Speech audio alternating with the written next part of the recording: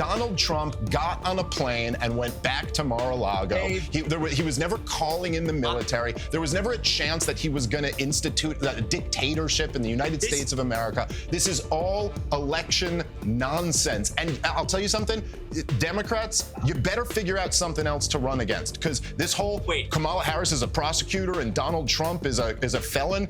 The American people have rejected this already. No one cares about these charges that wouldn't have been brought to any other former president, okay? So Dave Smith went on Piers Morgan recently and just completely destroyed 3 Kamala Harris supporters all by himself. And it's not exactly surprising. Dave Smith is never exactly someone you would want to take on in a debate, but I find it to be kind of funny because Dave Smith, if you know, I actually don't even agree with him on everything. He's not a Trump supporter. He's a hardcore libertarian. He's sort of stuck here in the position of defending Trump just because the other side can be so crazy sometimes, and it's just a spectacle to watch. So that said, folks, if you enjoy our content, be sure to hit that like button, subscribe if you are new, and let's get into this. So he is up against this Francesca girl who you may have seen in the top here on some of the Piers Morgan debates. You have Joe Walsh in the top right. If people forgot, that is one of the guys who tried to challenge Trump in the primary in 2020 and spectacularly failed. And then you have this kid, Chris, who is like Harry Sisson's best friend. So this should be interesting. Let's get right into it. Trump tremendously. I think it's one of those things where it's like I remember going to the opera with my wife, and I've never been to the opera before. But when you hear like an unbelievably talented singer at the opera, you're just like, whoa, that's incredible. It's almost an involuntary reaction. And there is something about seeing someone while there's bullets spraying, they don't even know if they're hit yet, and they're given the fist. Even if you despise Donald Trump, I think most people would admit, yeah, that was a good moment for him. He looked good there. I think to the point that you guys were making before, again, look, I'm a libertarian, and so I already know I'm going to lose. So I kind of have an advantage on some of you guys. Like, I'm not married to either side here, but I think people blind themselves with narratives when they're all in on one camp. And to hear you guys, the Democrats on the panel saying like, oh, the Republicans are in freak out mode or something like that. Guys, you literally just removed your candidate to go with another candidate after years of pretending that the emperor had clothes, while the rest of us were all talking about the guy who was clearly suffering through severe cognitive decline. Finally, you guys had to admit it. You pulled him out there. You're now going with a deeply unpopular vice presidential candidate. Look, good luck, but it's a big uphill battle. The fact is that the spin now is that it was just Joe Biden's age. That was the only issue that he slowed down. The truth is that if you look at every single poll, the 2 big issues here are the economy and immigration.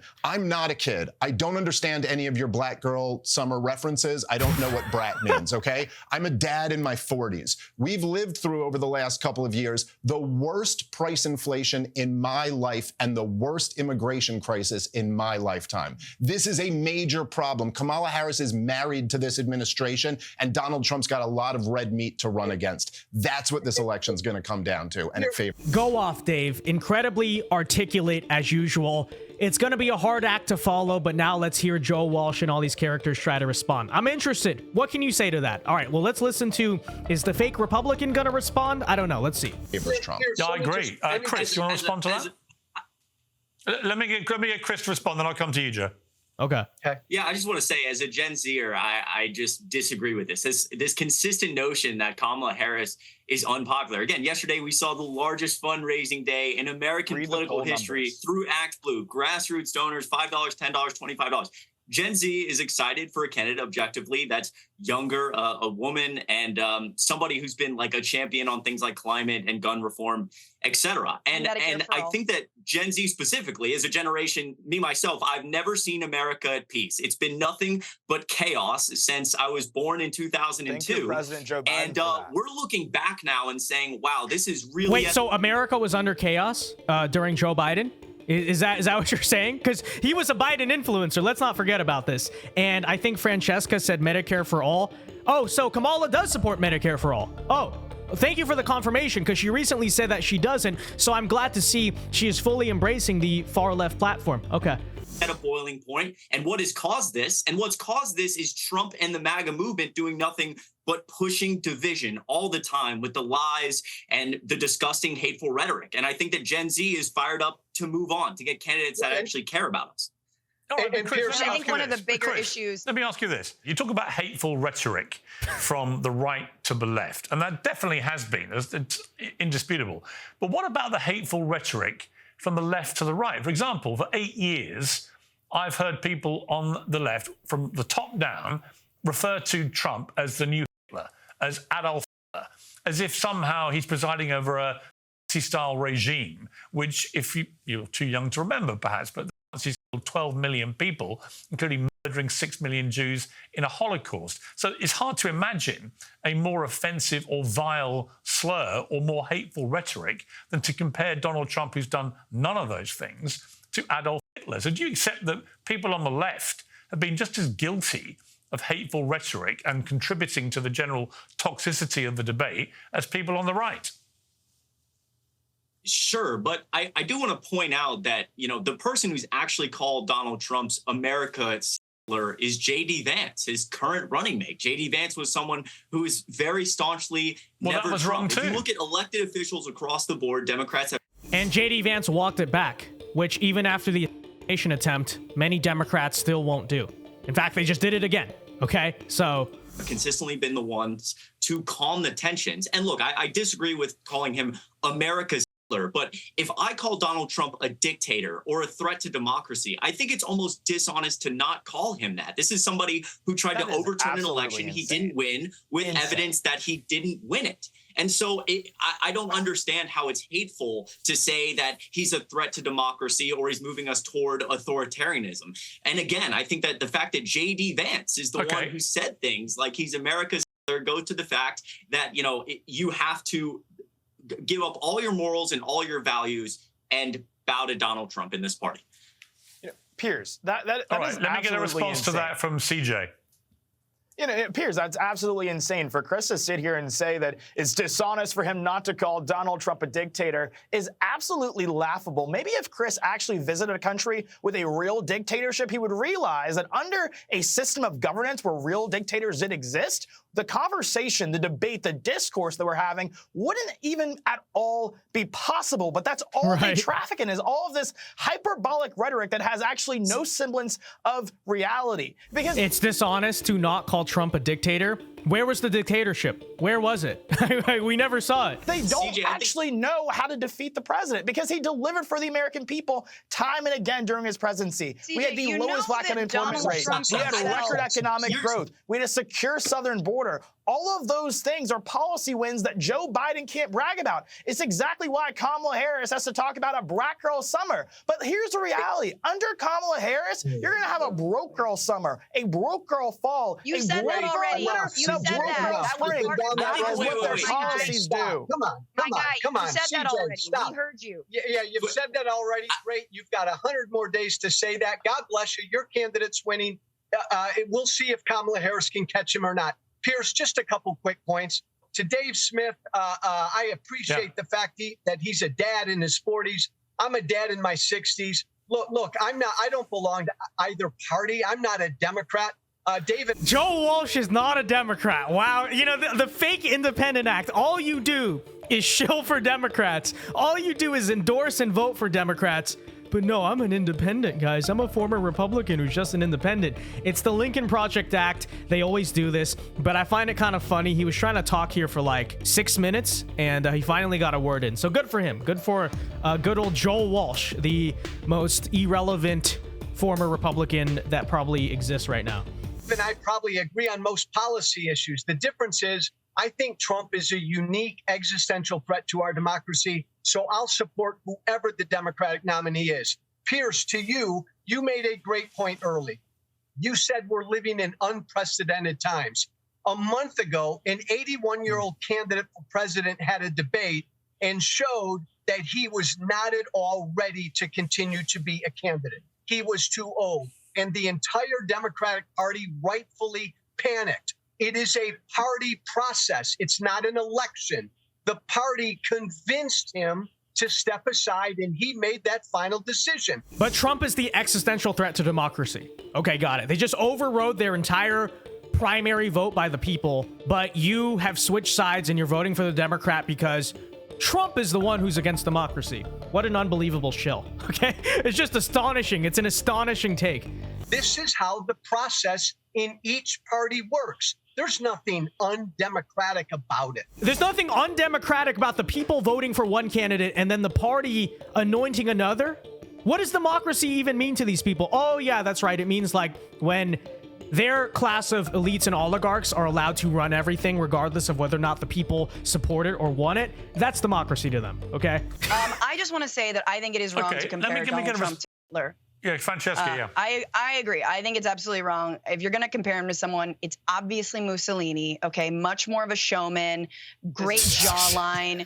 I think that is where it happens. And look, Donald Trump by his own admission said he would be a dictator, but only on day one. So guys, let's just listen to him, take him at his word. Yeah, so but you know the problem, Francesca, listen, here's the problem. Funny though your quip just was, and maybe you meant it or not, the truth is, I've just noticed that people on the left, when it comes to Donald Trump, they lose their collective minds. The reality about the checks and balances of the American democratic process was they were actually very robust. Trump may not have accepted the result of the 2020 election, but he's not in the White House. He's not president of the United States. He had to go that Piers, day. have you read? Bang, out first the of all, door. we know, so the checks and balances did work.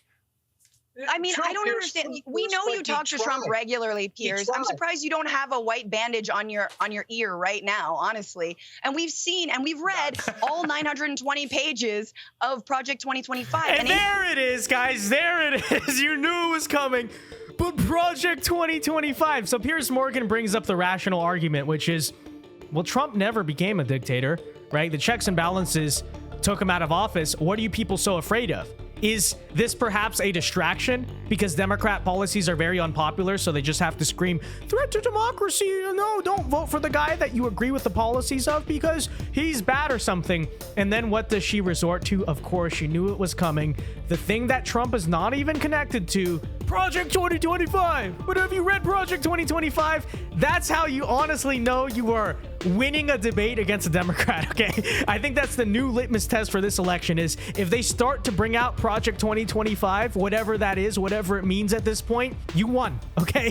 They're getting desperate. And it says that instead of the police, the military should be patrolling the streets. Which the president has disavowed time and again. That is, the president has said that he does not support every Project single 2025. person who wrote it was a former Trump advisor. Come on, give me a break. Stephen Miller is in President Trump himself has said that he does not support Project 2025. We're supposed to think that you believe more about what President Trump believes and what he has said himself. He believes. It's crazy. Oh, you know what's in his heart. You know what's in his heart. If you want to see what President Trump believes, go to donaldjtrump.com, read Agenda 47. What's in his heart? Read Agenda 47. How about this? How about we don't go with what's in his heart and we go with the 4-year track record? I mean, the problem here is that, and look, to your point, obviously the rhetoric on both sides has been elevated tremendously over the last few years. It's been very divisive times in this country. And both sides are guilty of this or right to do it, however you look at it. But people do lose their collective minds when it comes to Donald Trump. Look, these comparisons, the idea that he's some Larian figure is ridiculous. Even the comparisons to Mussolini, this is all silliness. Donald Trump was president for 4 years, okay? He did a lot of things bad. I was a big critic of his foreign policy. His fiscal policy was very bad. I do not think he handled COVID well, but these are problems kind of similar to previous presidents before that. His rhetoric is much more bombastic than other presidents were, okay? That's the reality that we're dealing in. And the fact that you guys have to take this up to 11, as if there's some existential threat to the republic that isn't, by the way, you want to know the... He never said that, by the way. Real existential threat to... Hold on, just 1 second. Let me finish. The real existential threat to our republic right now is that debt is over, the interest on our debt is overtaking our entire budget. And this is something that Democrats and Republicans are both guilty of. So they don't want to talk about that because it's, it condemns both of them. But the reality of the situation is that whatever happened on January 6th that got out of control, there certainly was violence there. Donald Trump got on a plane and went back to Mar-a-Lago. He was never calling in the military. There was never a chance that he was going to institute a dictatorship in the United States of America. This is all election nonsense. And I'll tell you something, Democrats, you better figure out something else to run against, because this whole Kamala Harris is a prosecutor and Donald Trump is a felon. The American people have rejected this already. No one cares about these charges that wouldn't have been brought to any other former president, okay? This isn't going to do it. You got to have something of substance. You know, the problem is what you guys could actually run against is that Donald Trump was such a disaster through all of 2020, and he kept Fauci on the job, and he kept Americans locked down. The problem is you guys were criticizing him for not locking down harder. So I don't know what angle you're going to find. There's plenty of flaws on him. The problem is you guys are worse on most of the issues he's bad on. David, be better than that. Quit saying you guys. Everybody opposes. Oh my gosh. I love that rebuttal by Joe Walsh. Dave Smith just completely goes off and nobody has anything to say because he's just way too smart for these people. And so Joe Walsh, all he can say is, quit saying you guys. Okay, that's mean. Why are you saying things in a divisive way? It's just ridiculous. But yeah, I think many aspects of Dave's argument there are completely legitimate. There is a unique Trump derangement syndrome. It's made up, and that's all they can run with, right? Project 2025, he's gonna be a dictator, fear-mongering, and all this stuff. Because Democrats, let's say it again, lose on the issues. Biden's been unpopular. Their open border policies are unpopular. Their approach to the economy, their approach to crime, that's a big one. Their approach to foreign policy, all these things they lose on. And so what do they have to run on in this election? But Trump's gonna overthrow democracy. Project 2025. Here's hoping it doesn't work, because that's all they have is fear-mongering. That said, folks, let me know your thoughts on this in the comment section down below. Be sure to leave a like on this video, subscribe if you are new, follow me on X, link in the description, and until next time, God bless and peace.